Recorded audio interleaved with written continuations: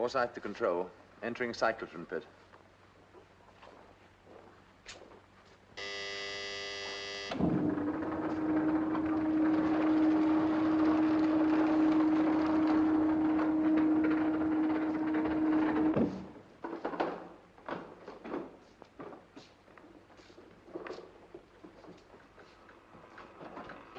Standish speaking.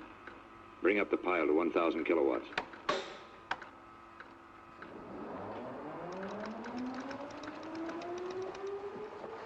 Pile operating at maximum power, Dr. Ronson. Tell Standish to proceed. You remain here. We'll follow the experiment from the recording room. Pile operating to 1,000 kilowatts. All right to proceed, Dr. Standish.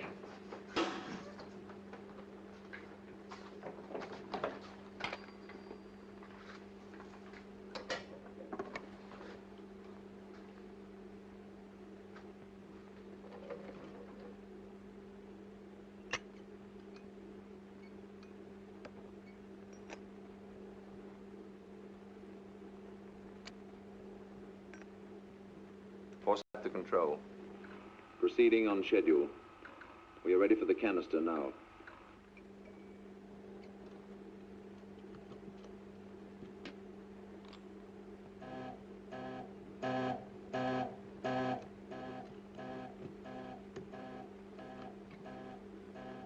I am now operating the master slave.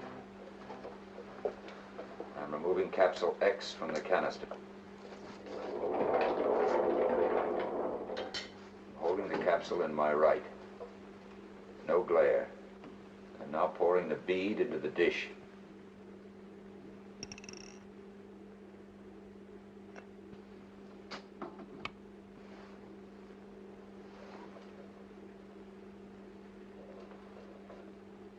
I'm arranging the tools, and in a few seconds we'll open capsule B. There is no glare. Radiation is not excessive. Sample is hot and apparently in the process of disintegrating. Forsyth is checking instruments.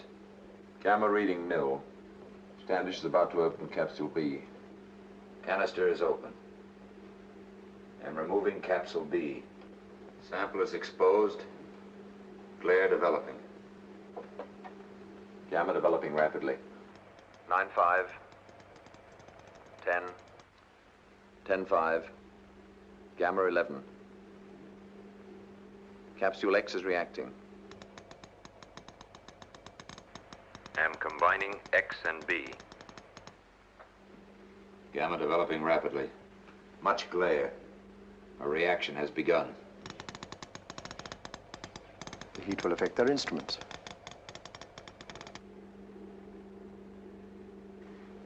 Gamma reading 12. Metal reacting. Much glare. Reaction mounting fast. Another method of combination has to be found.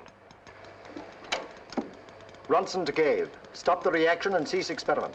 I say again, cease experiment. Shall I stop it? Not yet. Continuing experiment. Much glare interferes with vision. Heat developing rapidly. Metal instruments affected. Lead unsatisfactory. Element very unstable. Now breaking down. Concluding experiment. I say again, concluding experiment.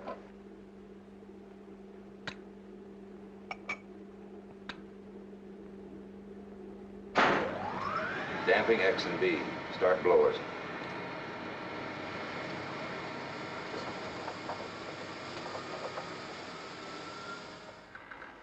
Some sort of autocatalytic damping has to be developed, with a minimum pulse effect of 2 minutes duration. Less than that is dangerous. Fission begins instantly. All right. Meanwhile, you're not to carry out any further experiments. Oh, I'm sorry. I thought it was safe. It wasn't. You may be a brilliant physicist, Dr. Standish, but we do not conduct our work here on a trial and error basis. One error could be disastrous.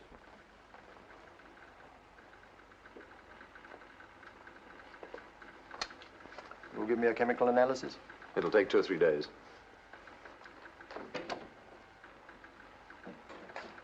Your counts a trifle high, Dr. Forsyth. Don't worry about it till I glow after dark. Can I give you a lift up to London? Thanks. And I'll see you on the car park.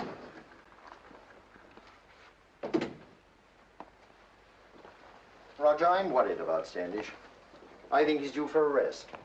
Have a talk with him. You know him better than any of us here. Yes, I suppose I do. See if you could persuade him to go away for a few weeks. A bit of fishing or something. I shall have to spare him somehow. It's funny, when I say I know him, I'm not sure I really do. All I know are just facts. American, no family, graduated from MIT, top man of his class. Specialized in nuclear physics at Los Alamos. Outside that, there isn't much. He's a reserved sort of chap. Introspective. Well, keep an eye on him.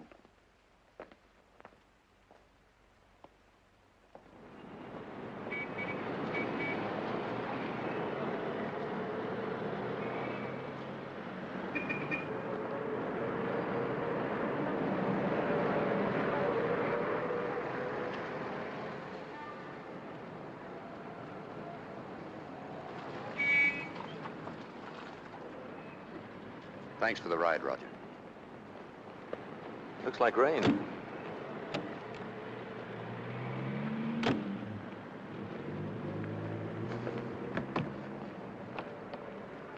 Well, aren't you going to ask me in for a drink? Oh, of course. Come in.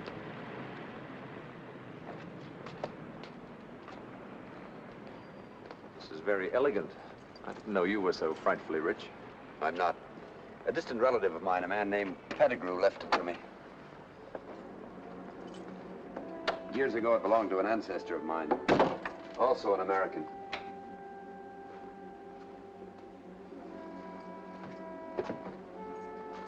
Come on in.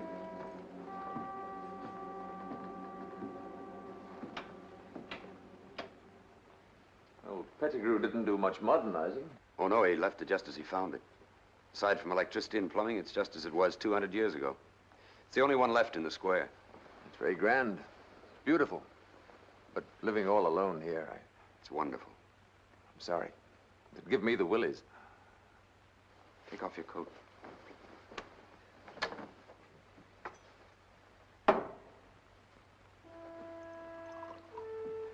You know, you might have sent for that yourself. It's a Reynolds, isn't it? I did sit for it. I mean, that's my ancestor. His name was Peter Standish, too. Soda? Yes, please. You know, Peter, it's surprising how little I know about you, even though we've worked together for so long. I had no idea you lived in a place like this. You're a sort of mystery man, even to your friends. You keep to yourself a great deal, never go to parties when you're invited. My sister's still annoyed with you, by the way. She's very anxious to meet you. Well, I've been doing quite a bit of research lately. Not at the laboratory, a sort of hobby. If you ask me, you've been overdoing it all around. Look, Peter, what about going away for a few weeks? I am. Oh, that's good. Where? I am going away. This may startle you, but I'm going back. Back to the 18th century. These old English houses give people strange ideas sometimes. I have an uncle who used to see ghosts every afternoon at tea. He's in Parliament now. Roger, I believe the 18th century still exists. It's all around us if only we could find it. Put it this way. Polaris, the North Star, is very bright. Yet its light takes nearly 50 years to reach us. For all we know, Polaris may have ceased to exist somewhere around 1800. Yet we still see it. Its past is our present. As far as Polaris is concerned, Teddy Roosevelt is just going back down San Juan Hill. I think I shall have another drink.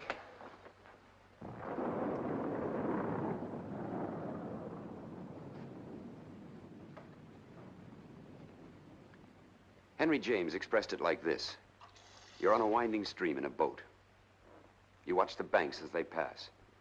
Upstream, you went by a grove of maple trees, but you can't see them anymore because they're in the past. Now you're going by a field of clover. That becomes the present. Now, you don't know what's ahead of you around the bend in the stream.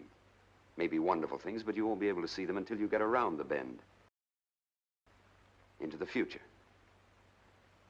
But suppose I'm in a plane, above you. I'm looking down at it all. I see the maple trees, the clover field, and around the bend. Your past, your present, and your future. They're all one to the man in the plane. So that time, real time, is all one. With symbolic logic and Einstein's mathematics, I can conclusively prove that 2 and 2 are 2. But that man is dead. Long ago. I tell you, he's alive. Not here, not now. But he does exist. Back there in his own time. We'll change places for a while. He'll take my place, I'll take his. In the year 1784. I'm going back into that wonderful age. Forget it, Peter. Give it up. You're beginning to believe me. Not quite. But I'm beginning to believe that you believe it. Peter, this house isn't good for you. You've got to get out of it. I'm at home here. All I love is in this house. This is London in the 18th century. The age of reason. Of dignity and grace, of quietness and peace. Come out of this house, Peter. It's not good for you.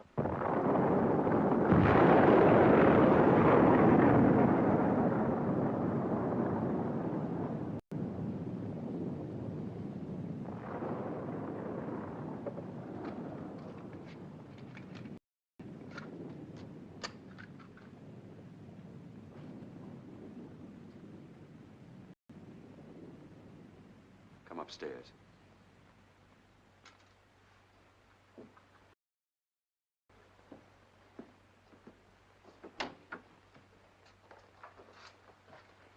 You're trying to escape from something. That's why you're so obsessed with all this. What are you running away from? Let's say I don't like my work and let it go at that. Oh, I see. The occupational disease of the nuclear physicist. The old familiar cry, stop the world, I want to get off. You call it escape. I call it adventure. Read this. June 12th, 1784. For many weeks, Peter Standish, Esquire, has been possessed of strange fancies. On this day, in a fit of madness, he declared before witnesses that he was from the future and could foretell history. At the instance of his friends and relatives, he was removed to a madhouse.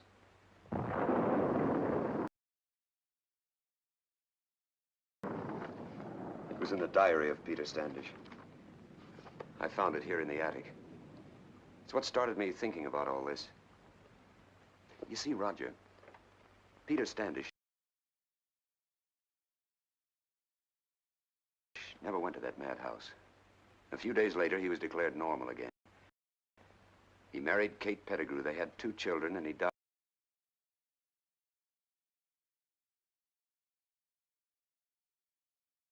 here in this house quietly and peacefully at the age of 63.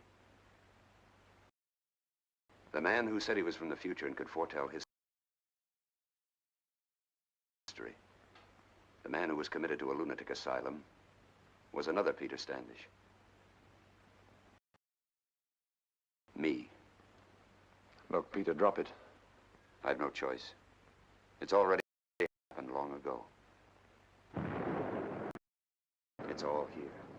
My passport to the past. Manners, customs, history, even to the costumes that they wore. Peter Standish arrived from America, 23rd of April. The same day as this, 1784. The trip took 27 days in a ship called the General Wolfe. On board, he made friends, a Major Clinton. His birthday. I even know about the Cashmere shawl Kate's aunt sent her from the country. And this. The letter Peter Standish wrote Lady Anne, Kate's mother. The day he arrived from New York. Today.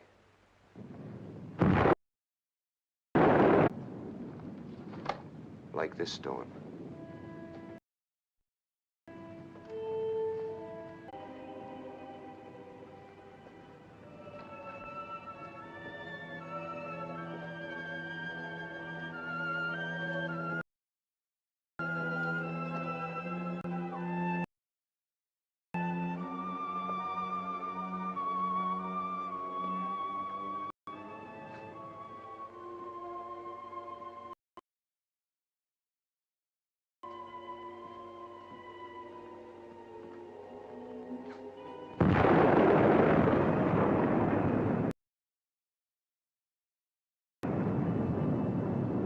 don't you come out and have some dinner with me?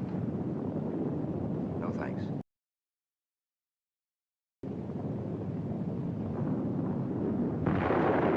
Peter, I think I'll stay the night with you.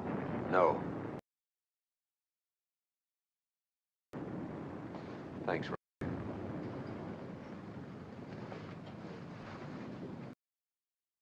Look, suppose you do go. I don't know.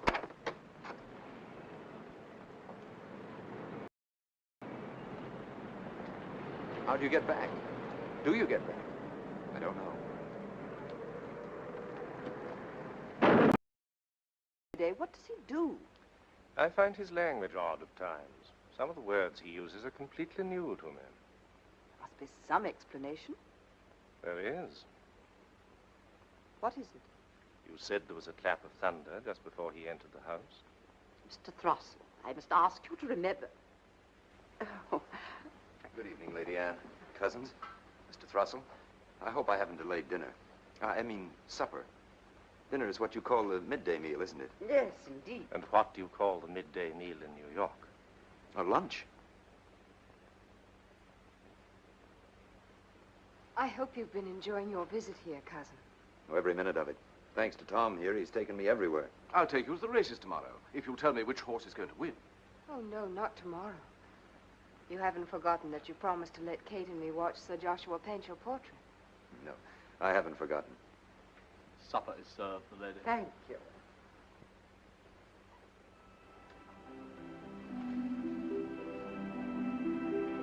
Yes, sir, all London is discussing you.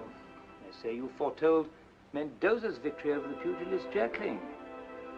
And you foretell the future, sir? No. I made a few cockeyed guesses, that's all. Cockeyed?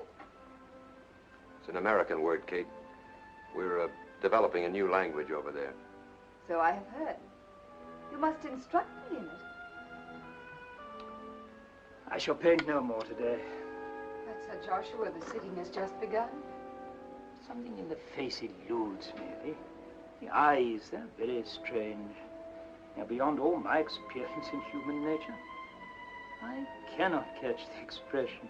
What possible expression in any face could elude the artist who has painted Mrs. Siddons? The greatest of actresses, the mistress of all expression, the tragic muse. Sir, you make sport of me. No, You have visited her at the theater and she has broken her word to me. I've never even met her. You must have talked with her. She's violated our trust. I only say what is common knowledge. Surely that portrait is finished. You have painted the tragic muse.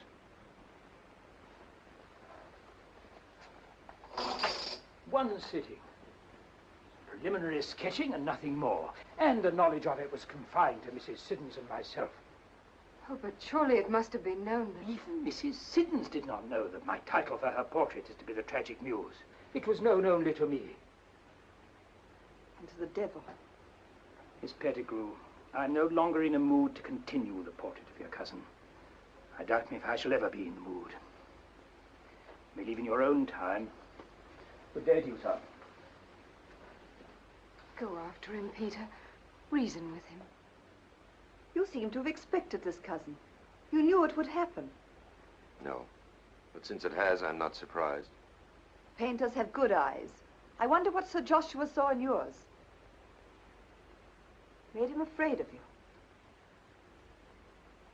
As I am afraid. Kate. He mustn't refuse to finish your portrait. He'll finish it.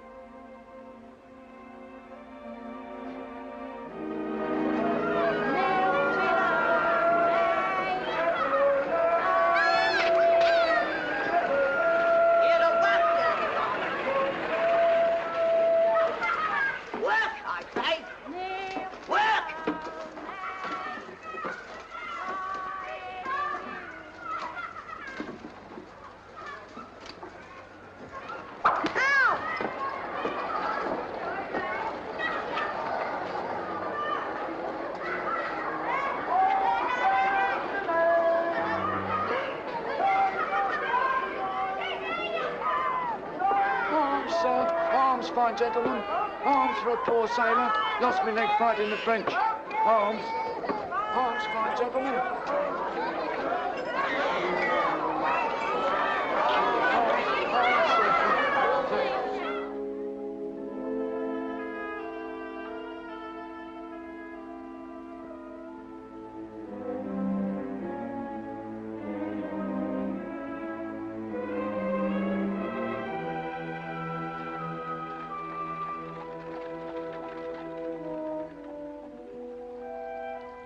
Are you afraid of me too, Helen?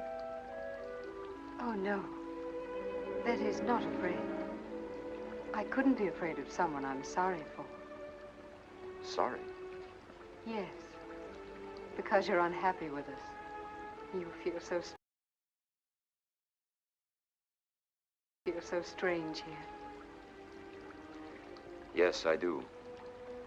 London is evidently not what you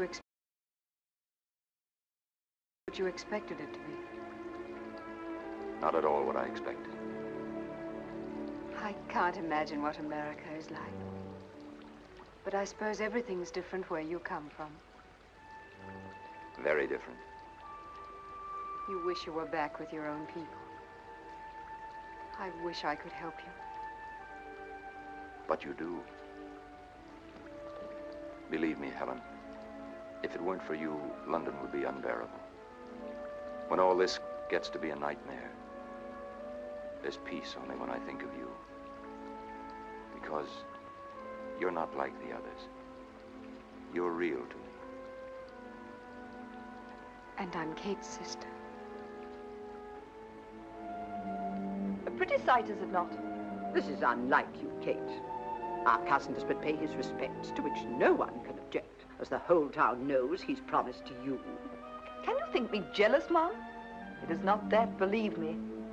But when I'm with him, he makes me afraid. When she is with him, I'm afraid for her. Sometimes I feel your eyes on me when my back is turned. I feel you watching me. And I think you know who and what I am. And that you understand. I know there is some mystery about you. And that you're very lonely. That is all. But I know in my heart that you are not evil, as some say. Do you trust me? Well, you've wondered. Your whole family's been wondering how I've spent my afternoons the past few weeks. Will you come with me and let me show you?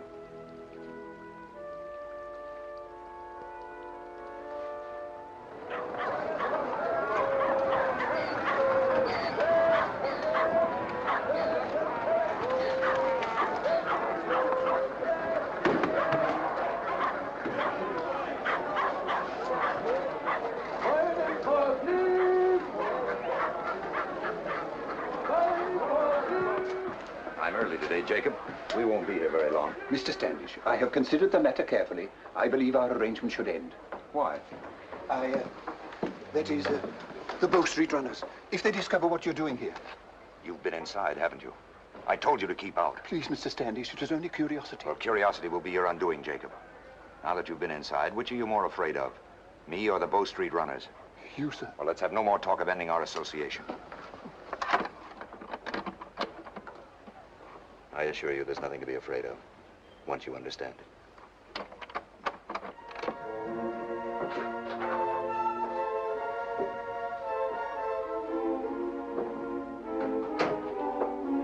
Give me your hand.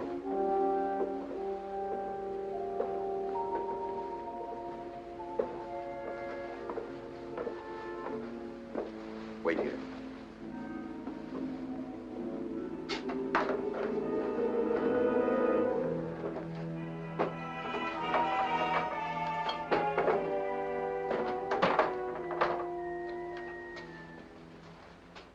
Are you an alchemist? You mean, can I transform lead into gold? No. Although I could even do that if I had a cyclotron. Now, this is probably what frightened Jacob.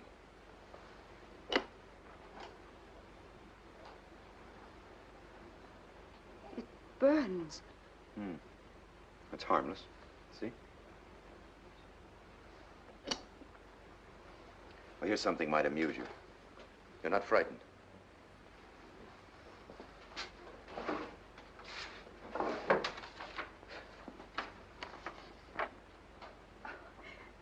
Why, Do you remember last week you were wondering what I was doing with that strange-looking box? I was taking Throstle's picture. Why, it's truer than any portrait. Because it's he himself, as he actually is. And this? It's a boat. Without sails. Runs by steam. And you've invented all these things? No. Other men have invented them. Or will invent them, that is. Where I come from, these things are known to every schoolboy. Where do you come from, Peter?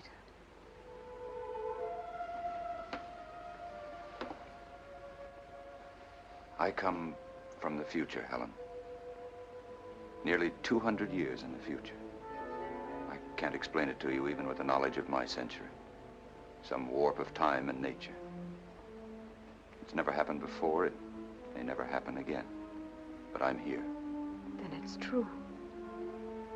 You do see ahead. You know what will happen in the years to come. You believe me, then? I believe you. I'm here taking another man's place. Your cousin from America. And he? Where is he? In my place, probably. My world. In my century. Is that why you make these things? To remind you of your other life? Not exactly. You see, when I saw your century the way it really is, the disease and the filth and the cruelty, I wanted to do something about it. I don't understand. Well, there are men in England now who are working on all these things. James Watt and the steam engine. Dalton and his theory of atoms. Here's the structure of the atom. The same with all the rest. Well, suppose right now I could show them how other men, years after them, will develop their discoveries. They'll be afraid. No, when they see these things, they'll understand them. They won't be afraid. Any more than you are, cousin. We're not really cousins. We've lost you, Peter. We're strangers now, and to you I must seem...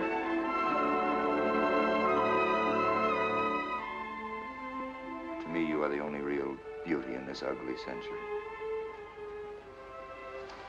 Helen, wait.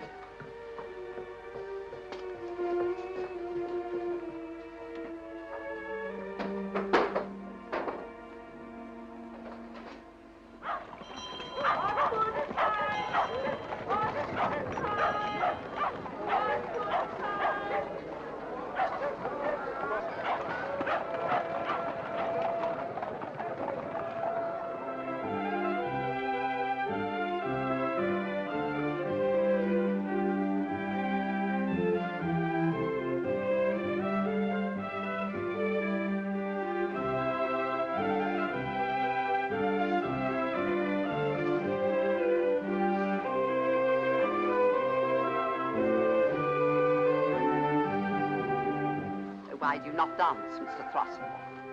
It's not to be borne, madam. Helen has danced with no one else but Standish. Dear Mr. Throstle, I can understand your lover's impatience, but surely you would have her civil to her cousin. Civil?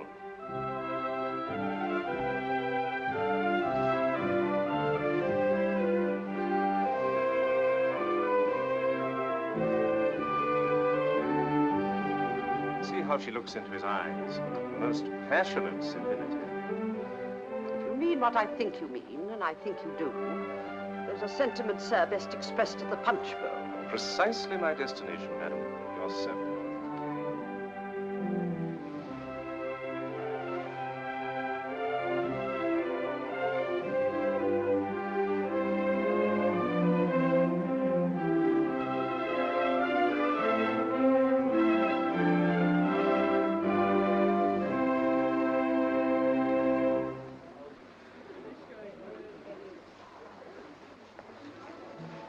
I haven't danced with Kate once this evening. She doesn't seem to want to. And you've not talked with anyone. They're all so anxious to meet you. At first they are. Then when I say something wrong. I can see it in their eyes. They're all afraid of me. Like Kate. It's only because you look through us. You know what we think, even what we're going to do next, before we know ourselves. If I didn't know more about you than the others, I might be a little afraid of you, too. But you're not, though, are you?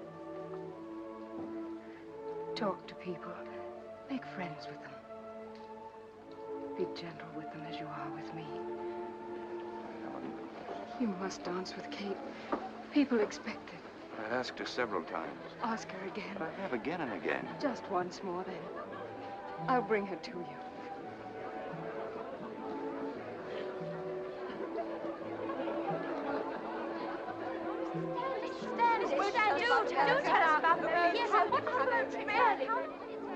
Look how they crowd round him.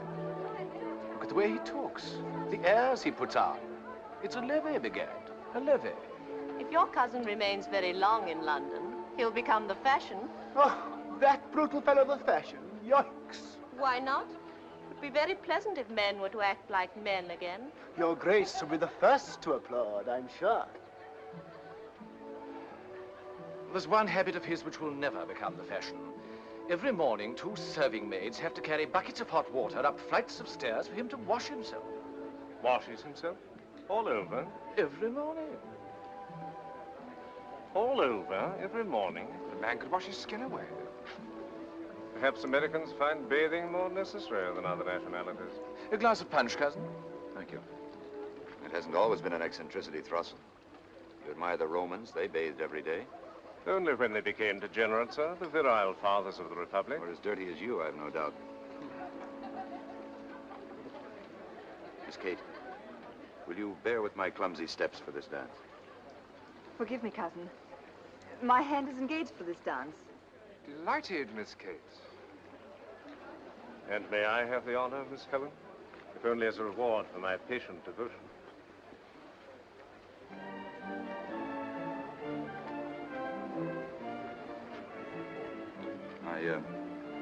I don't suppose you'd care to dance.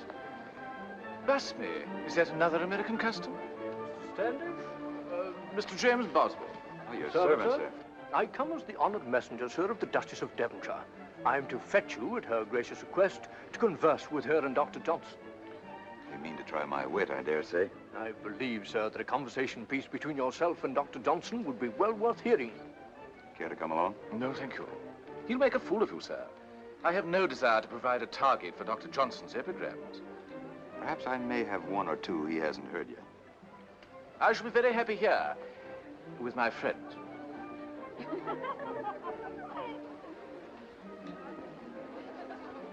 Dr. Johnson. Your Grace, Mr. Peter Standish. I'm truly honored, Your Grace. We have been looking forward to a conversation with you, Mr. Standish. A noble prospect for an American, Your Grace. Sir, the most noble prospect in American seas is the ship that will carry him to England. Do not begrudge us our poor stretches of wilderness, Doctor. You upon whose empire the sun never sets. Sir, that is the most magnificent compliment ever paid to Great Britain. Capital, sir, capital. I wish I had said that. You will, Boswell, you will. I am told, sir, that you regard this country as a museum, and ourselves as specimens in glass cases. Oh, I mustn't leave you with that impression. Do your best to make another, then, ere we go to our beds. I cannot bring myself to delay you, ma'am. Early to bed and early to rise makes a man healthy, wealthy, and wise. And women, sir? Women, ma'am, ordinary women, that is, should be struck regularly, like a Chinese gong. Is your wit common to all Americans? You sparkle even beside Dr. Johnson. In the presence of you both, I feel positively dull. Oh, madam, everyone knows that Georgiana, Duchess of Devonshire, is the greatest beauty and most charming wit of the 18th century. Flatterer. Admit that in America you had never heard of me. What barbarian has never heard of the 5th Duchess? Your name in English history is the finest flower of the age of elegance. We know of your beauty. Gainsborough has painted you, hasn't he? All one's dreams of the time have you as their central figure. Powerful in politics, irresistible in love. Who can compare? I find your overwhelming compliments a little disturbing. You speak about me as if you were reading my obituary. As we might speak of Madame de Pompadour, in the past tense. No, Your Grace, surely I never once used the past tense. But you have been thinking of me in the past tense. Yes, that's it. Now I know, sir.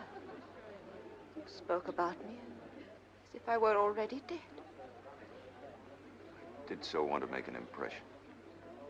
Mr. Standish, you have made an indescribable impression. Dr. Johnson, your arm.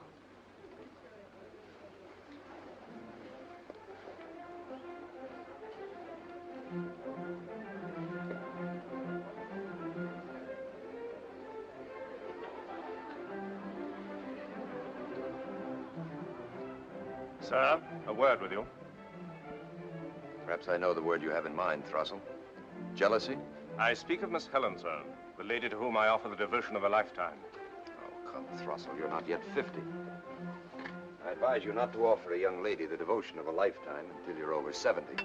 Your self-assurance is magnificent, sir. You appear to think that no one here recognizes you for what you are. What am I, Throssell? You should know that better than I. But I will say this. There is a smell of brimstone about you. So you think I'm from the fiery pit, do you? Laugh if you will, but others feel the same, even Miss Kate. What about her? She has a growing inclination to break with you. Kate break with me? Listen, Throssell. Kate and I are going to be married and have 2 children, do you understand? That's absurd, isn't it? But you believe it, don't you? Since you can read Miss Kate's future so accurately, perhaps you can inform me as to Miss Helen. Helen?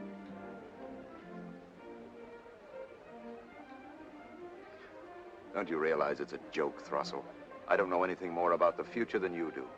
My reason tells me as much. But there are other things about you, sir. Matters which reason cannot explain. Oh, dear Cousin Peter. Mr. Throssell, a word with you, please.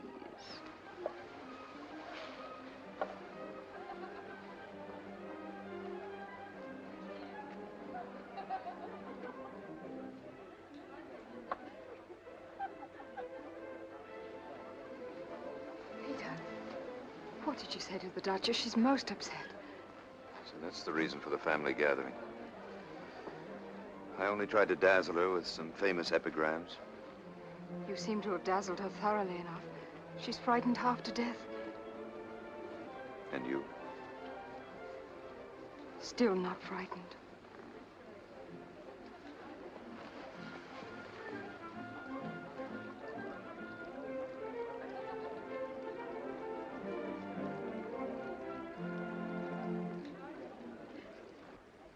Tomorrow will find us the laughingstock of London. The Duchess has taken offense. All our guests leaving in a fright. And Kate has danced with every young man here except Peter. And you, Mistress Hoity-Toity, very civil to our dear Mr. Throssell. I am grateful for even my few crumbs of attention. Oh, dear Mr. Throssell. Oh, I'm distracted beyond endurance. And what about me? All London is feeling sorry for me engaged to that madman. Kate. And what's amiss with you? Oh, vapors, vapors. You have no reason to be afraid of him. No more reason than I have to fear a graveyard at night. Shame, shame to talk thus of your lover. So his purse be well lined. Naught else matters about him to anyone else except me. Can't you see that he's unhappy too? Dear, dear Peter. I'd like to be alone with Kate. Of course, of course. Just a lover's tiff, nothing more. Everyone has a cross word now and then. Even the Admiral, rest his soul, occasionally spoke harshly to me. Love, love, love.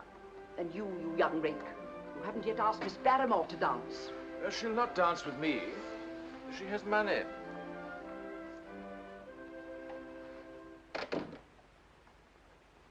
You've been deliberately avoiding me all evening.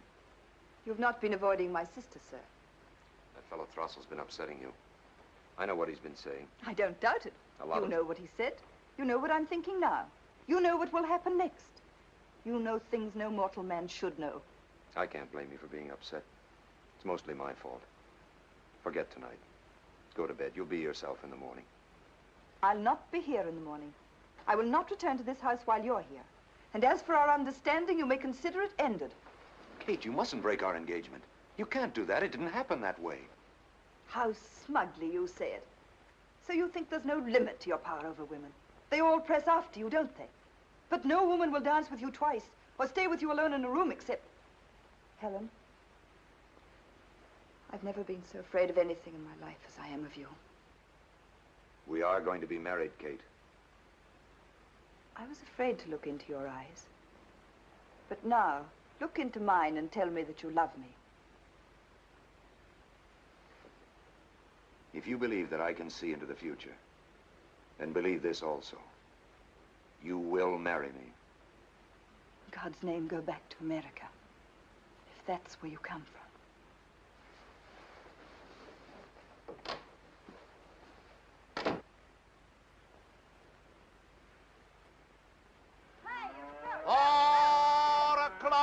Of a fine spring morning, and all's well.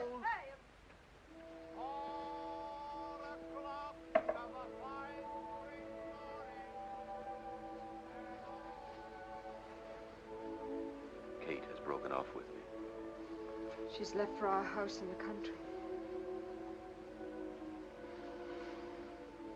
If she could understand you better, she wouldn't be afraid. If only you could tell her about the future. Tell me, Peter. I want to see ahead as you do. I dream about it so. It's better to dream than really know. If I had known the past as it actually is, you wouldn't like the future. Tell me all that happens. Then I can go to Kate and make her understand. Help me, Peter. You remember that light I showed you? Well, try to imagine that someday there'll be thousands of those lights all over London. In the square, in every house, on every street. How the people will marvel. No, they'll think nothing of it. Nothing at all. I don't understand. There aren't words to make you understand. But you know these things, Peter. They're in your mind. You've seen them. I could see them, too, through your eyes. Let me try. Oh, it's not possible. Let me look. I will see.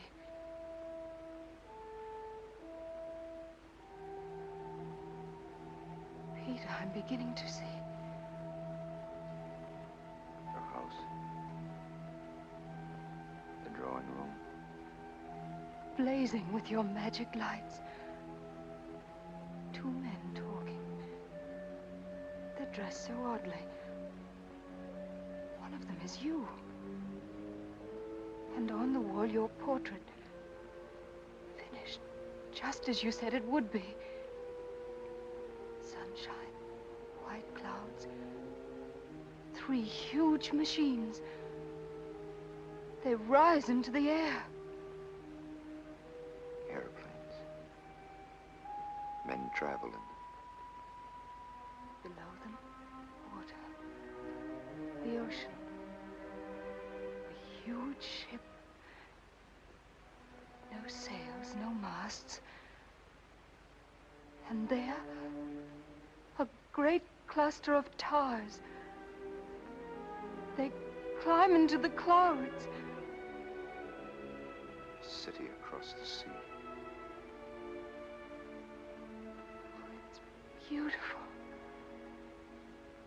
The future is like a beautiful dream of heaven. Oh, Peter, who would want to leave such a world as that? There will be some who would. At any rate, you've seen the future. The world I come from. That I helped make. Strange and beautiful. And terrible, too. You think you can tell Kate about what you've seen without her being afraid?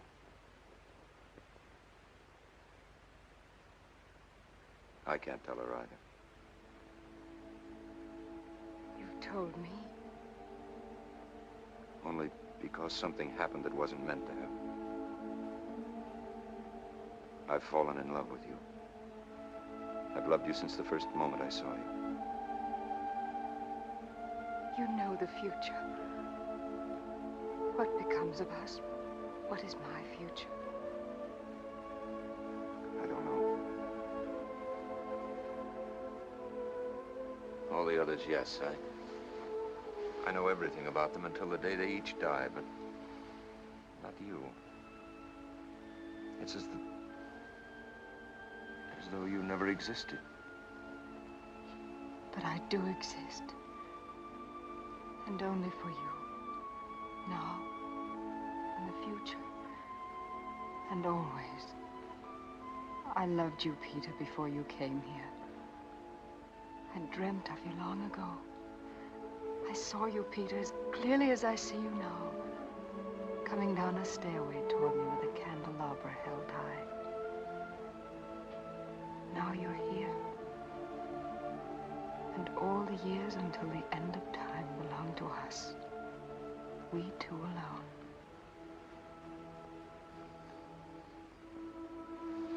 Oh, my darling. This isn't my world. Or yours. It isn't my life or yours. Only these moments are ours. You must forget me because someday soon I shall have to leave you. No, Peter. Stay here, never leave me. When I kissed Kate, I was playing a part. It was another man's kiss to his betrothed. But this is a man who hasn't been born, kissing the one he loves. There's never been a kiss like this since the world began.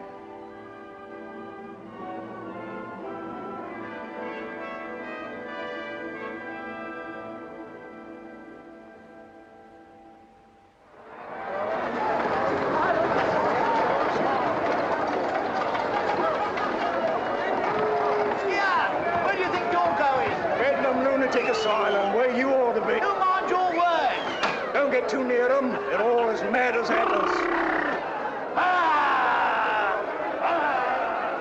Clear the way there. Clear the way.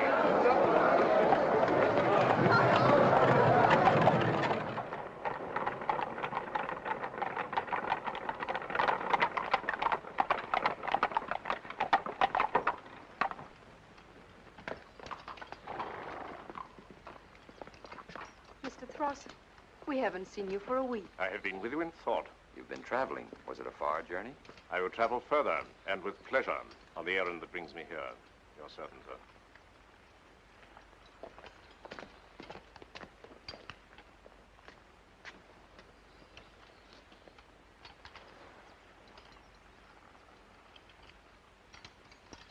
Oh, Mr. Charles! Upon my oath, my dear Throstle, we might try knocking occasionally. I wish most particularly to speak with Lady Anne. This way, my dear fellow. This way. You've had more than your share, as usual, I see. What, sir? Drink, sir? Drink doesn't affect me. Drink has never affected me. What causes you to stagger, then? The weight of it, my dear fellow, the sheer weight of it. Dear Lady Anne. Dear Mr. Throstle. We had hoped that your visits here would not be altogether discontinued, even if, Even if Miss Helen prefers another suitor to myself. Things do turn out in a devilish queer fashion, don't they, sir? I know of nothing, Thomas, which has turned out queerly in our house. Now, thank you kindly not to mention it, even if it has. Which, as I say, it hasn't. I will agree with you, madam. Certainly there's nothing queer in preferring your cousin's 10,000 a year to my 1,500. You know the world, sir? One corner of it, sir, fairly well. But enough of this, madam. I have a purpose here. I've been traveling all night from your daughter, Kate. She's on her way home to convince Miss Helen to give up this person.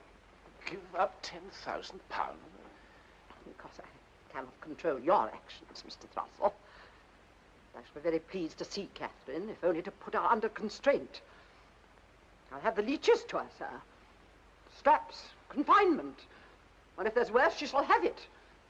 I'll commit her to Bedlam Asylum, sir. It's rather more likely that Mr. Standish will be committed to an asylum, madam.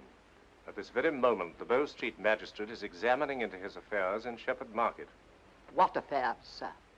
Affairs, madam, that but a few years ago would have had your Mr. Standish burned at the stake.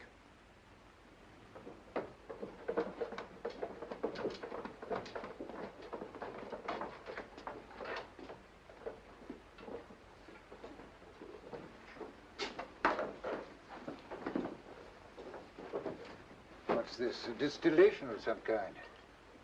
Water, perhaps?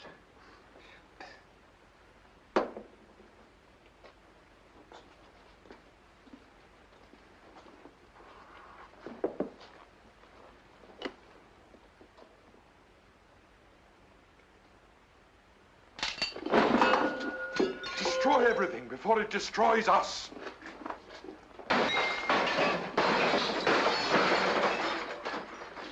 What is this device?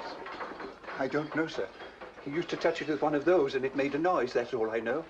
But these are only sticks. He called them matches. He'd rub them against something, sir. Not like this.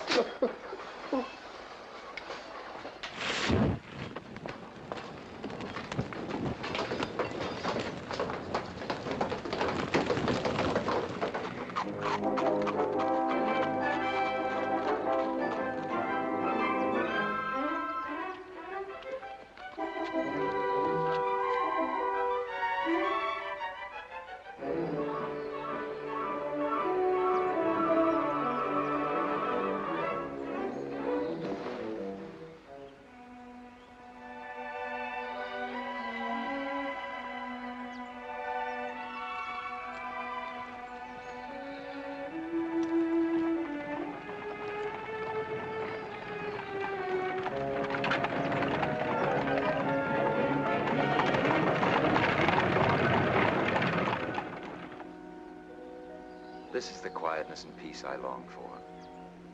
This is the century I dreamed of finding. You're happy here. With you. It's only you have made this dream come true. If only it could be like this always. But it can be. It will be.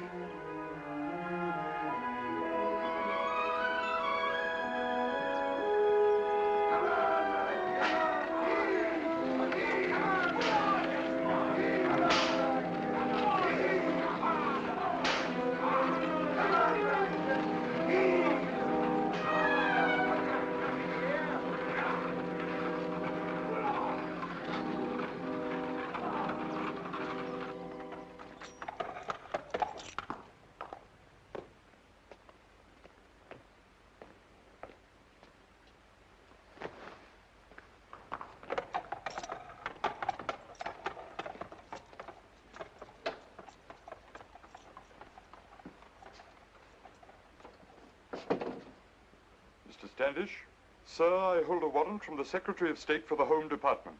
Make no resistance at your peril. Who are you? I am the Bow Street Magistrate, sir. This is Sir William Sutherland, Doctor and Master of the Royal College of Physicians. We have business with you, sir. About Bedlam Lunatic Asylum, perhaps? In here, if you please.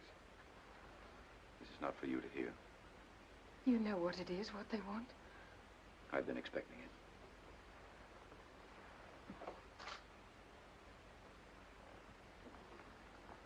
Welcome home, Kate.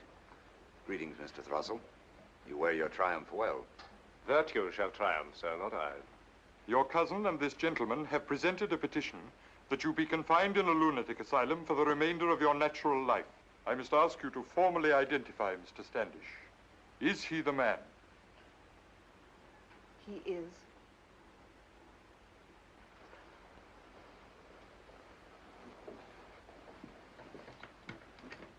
What are you doing with my things? They're being searched for evidence. Nothing, Your Honor, except this. The diary. You'll find nothing in that. No evidence.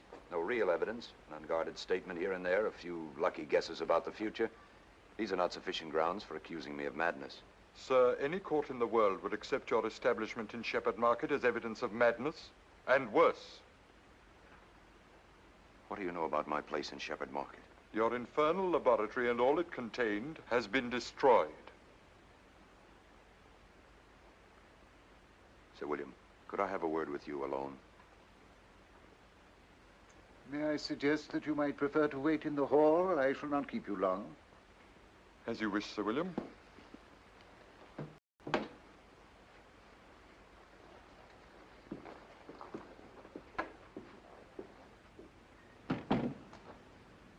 Sir William, you are a doctor, a man of science. Do you think I'm mad? Shall we say, Mr. Standish, that my personal opinions are not concerned. I serve the Royal College and the Crown. I obey their laws. Perhaps you saw that light in my laboratory. A lamp. It's created by electricity. Very crude, I grant you. But from that beginning will come more and more powerful lights until they're able to penetrate through skin and bone. Give a picture of a man's anatomy or his brain. A picture that you can study before starting an operation.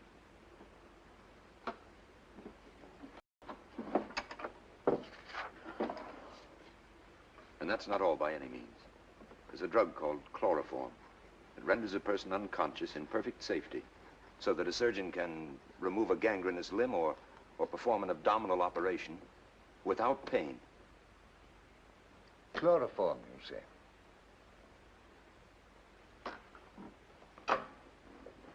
And you suggest, sir, that you could show me how to work these miracles? But they're not miracles.